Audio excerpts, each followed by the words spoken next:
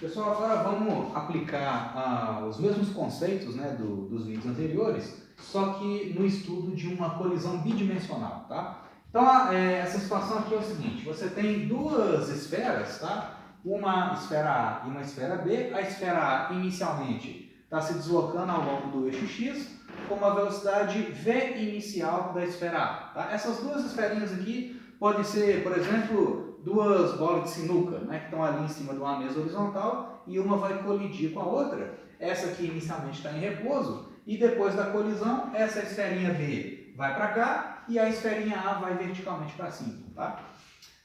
Inicialmente, a esfera A tem uma velocidade de 2 metros por segundo e se desloca ao longo do eixo X.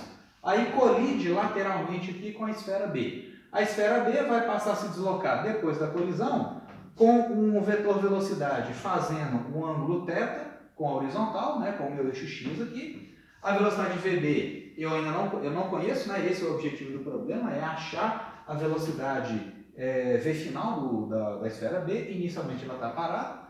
E a velocidade final da esfera A depois da colisão é de 1,5 metros por segundo e ela se desloca para cima, tá? E as massas são essas aqui: 2 kg para a esfera A e 10 kg para a B, tá?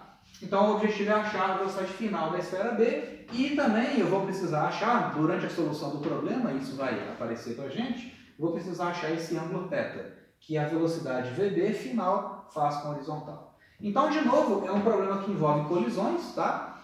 E então eu vou poder utilizar a conservação da quantidade de movimento. Pode ser que eu tenha atrito, por exemplo, entre as esferas e a mesa horizontal onde elas estão se deslocando? Sim, pode ser que tenha, na verdade tem. Só que eu não preciso considerar a força de atrito para resolver aqui o problema, para achar essa velocidade final da esfera B. Porque durante a colisão, as forças de contato, as forças impulsivas, são muito mais intensas do que as forças externas, ou, mais precisamente, né, o impulso gerado pelas forças internas, né, pelas forças de interação, são muito maiores do que o impulso causado pelas forças externas, por exemplo, o caso do atrito, tá? Então, se durante a colisão eu posso desprezar o impulso das forças externas, vou considerar apenas o impulso das forças internas, então eu vou poder utilizar a conservação da quantidade de movimento. Sempre que um sistema está atuando, em um sistema, né, está atuando apenas forças internas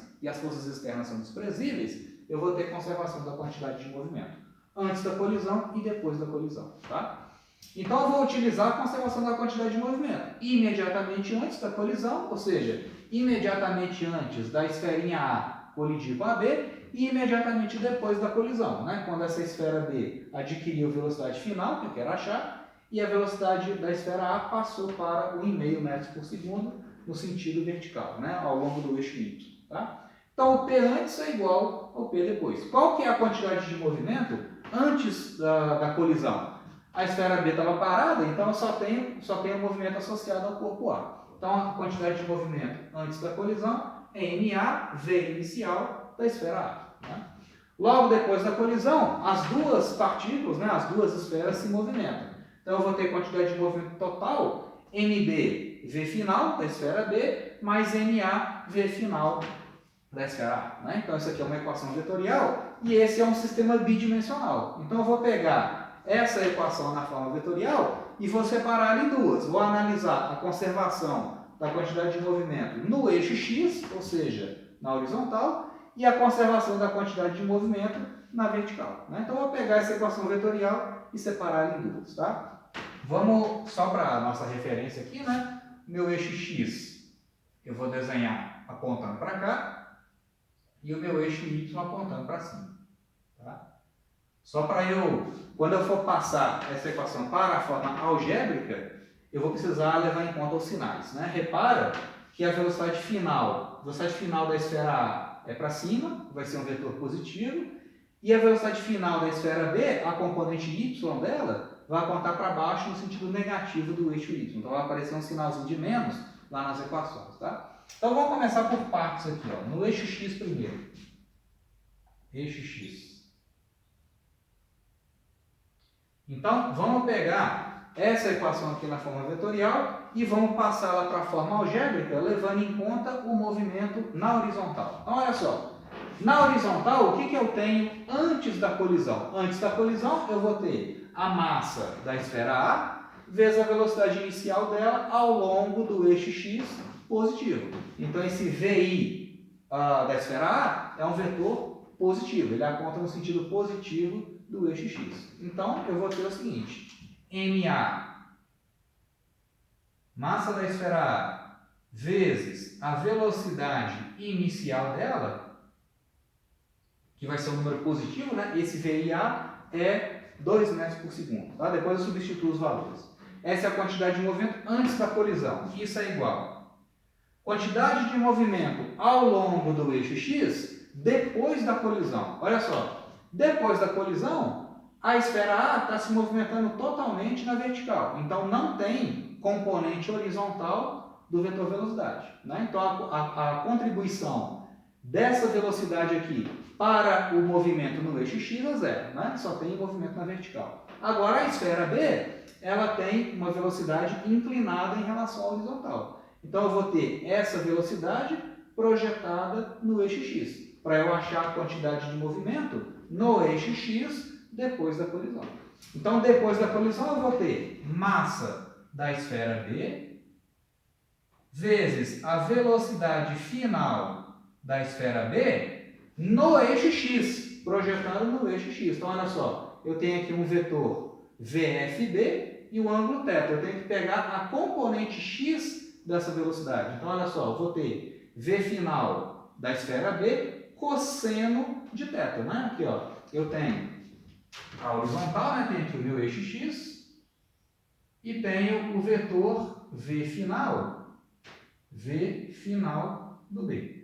Né? E aqui é o ângulo θ. Eu vou pegar aquele vetor ali, ó, vou pegar esse vetor e projetar no eixo x para achar o V final da esfera B na direção x. Então, esse V final depende do cosseno de θ, é o cateto adjacente desse triângulo retângulo ali, né? E esse V final, na direção x, vai ser o vetor positivo, porque aponta no sentido positivo do eixo x. Então, aqui vai vir um sinal de mais, né? E isso aqui vezes o cosseno de θ. Né? Então, deixa guardado aqui, ó.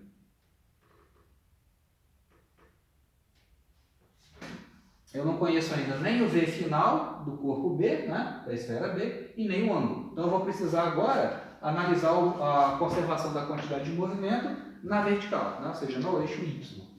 Então, na vertical, o que eu vou ter?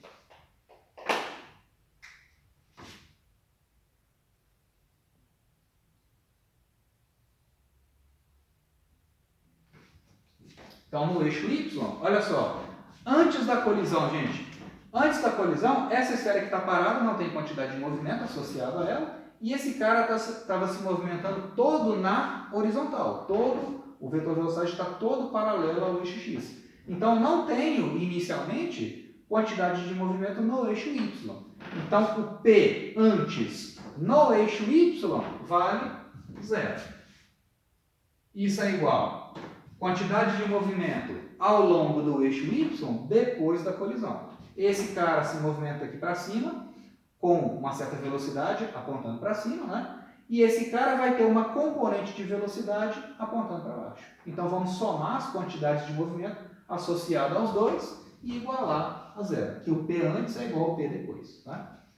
Então, a quantidade de movimento depois da colisão associado ao corpo A, na vertical, vai ser massa do corpo A, massa da esfera A, vezes a velocidade final da esfera A. A velocidade final dela está toda vertical, não tem componente x, né? E essa componente aqui é positiva, porque ela aponta no sentido positivo do eixo x. Então tem um sinalzinho de mais aqui, embutido ali, né? Agora, quantidade de movimento na vertical do corpo B. Eu vou ter massa do B vezes a velocidade dele projetada no eixo y. Ó, a projeção x dependia do cosseno. A projeção y vai depender do seno de θ. Então, vezes V final do corpo B vezes o seno de θ.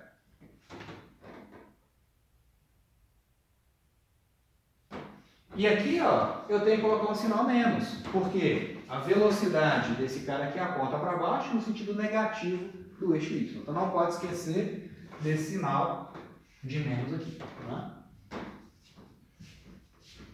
Então pronto, aqui é a minha outra equação, né, que eu tenho para trabalhar.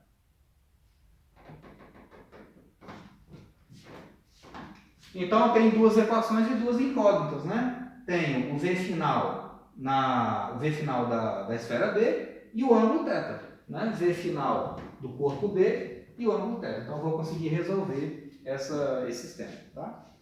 Vamos fazer o seguinte, aqui podemos fazer assim, ó, vamos isolar o v final do corpo B dessa equação e substituir lá na outra, tá? Esse é um dos jeitos de fazer. Então daqui eu vou tirar o seguinte, daqui eu tiro que o v final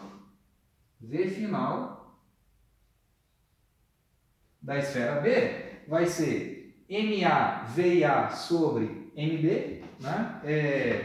Isso, MA VA vai ser MA VI do corpo A, né? Sobre MB cosseno θ.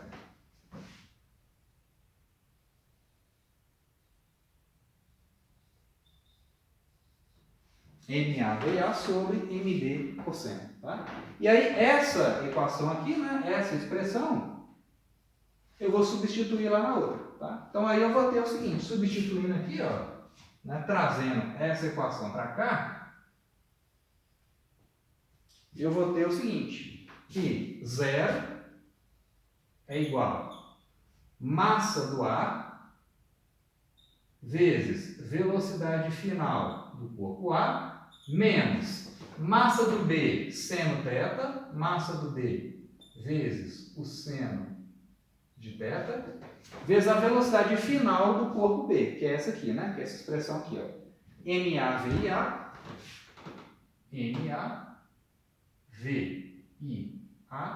sobre MB cosseno.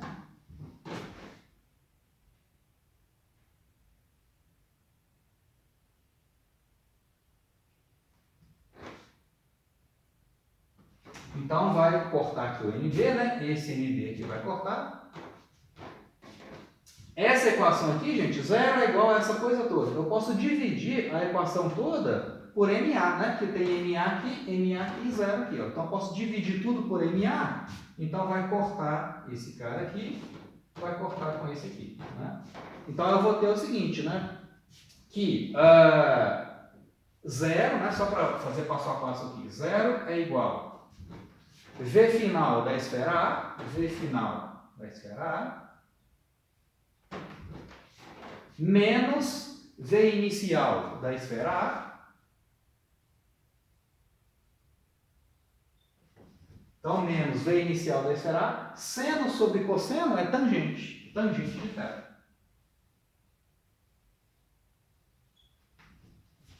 Então, dali eu vou conseguir tirar quanto que vale o ângulo θ. E aí, sabendo o ângulo θ, eu vou conseguir achar o V final do corpo B, que é o que eu quero no fim das contas. Tá? Então, daquela equação ali, eu tiro o seguinte, que o VIA, velocidade inicial da esfera A, tangente de θ, né? Só peguei esse cara, passei para o lado esquerdo somando, o que sobrou lá do lado direito? V final da esfera A.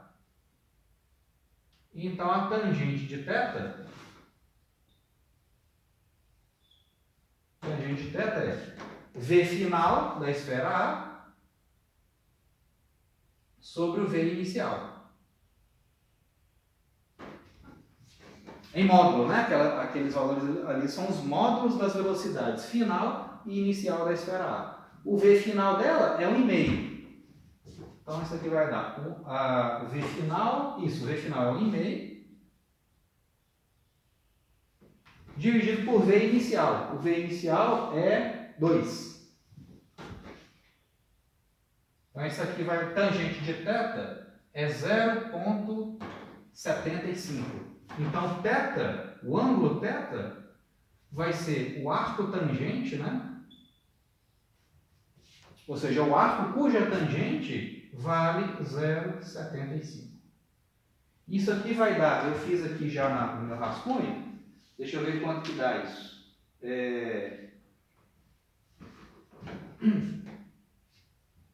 Deixa eu só conferir se está certo. Isso, 0,35.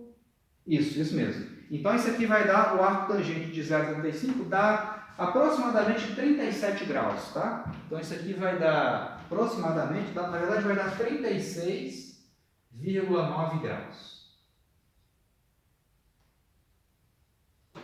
Claro, né, que isso aqui tem que fazer na calculadora, né? Isso aqui não vai dar, não é um ângulo notável, né? 30, 45 e 60 graus, então tem que fazer na calculadora. E aí, sabendo o ângulo θ, sabendo então o ângulo θ, a gente acha o cosseno também usando a calculadora, né? Para achar a velocidade final do corpo B, que é o que eu quero, né? Então, sabendo o ângulo θ, eu vou ter que a velocidade final do corpo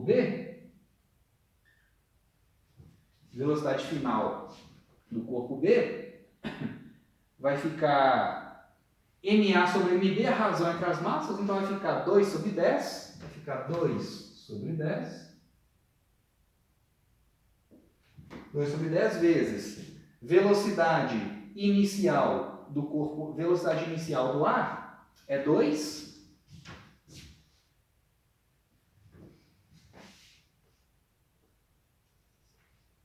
velocidade final do 2, velocidade inicial do corpo A, que é 2, dividido pelo cosseno daquele ângulo. Cosseno de 36,9 graus. Então, só conferir, MA é 2, MB é 10, velocidade inicial é 2 do corpo A, tá? E o cosseno do ângulo é o cosseno de 36,9. E isso aqui, no fim das contas, pessoal, isso aqui vai dar 0,5 metros por segundo.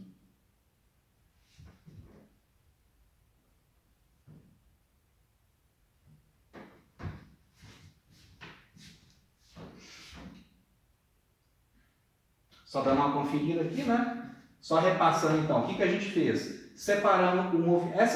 Uma situação desse tipo, colisões bi ou tridimensionais, você separa em suas componentes, né? Você analisa a conservação da quantidade de movimento no eixo X e no eixo Y. No eixo X, o que eu tinha? MA, VA é igual MB, V final do B, cosseno de θ. Está colocado lá. Então, V final do B, MA, VA sobre MB, cosseno θ. Beleza. No eixo Y, quantidade de movimento no eixo Y inicial é 0. Antes da colisão, e depois da colisão vai continuar sendo 0. Mas depois da colisão, o que eu tenho? MA, V final do corpo A, MB, V final do corpo B, seno de θ, que é a componente vertical da velocidade, com um sinalzinho de menos, né?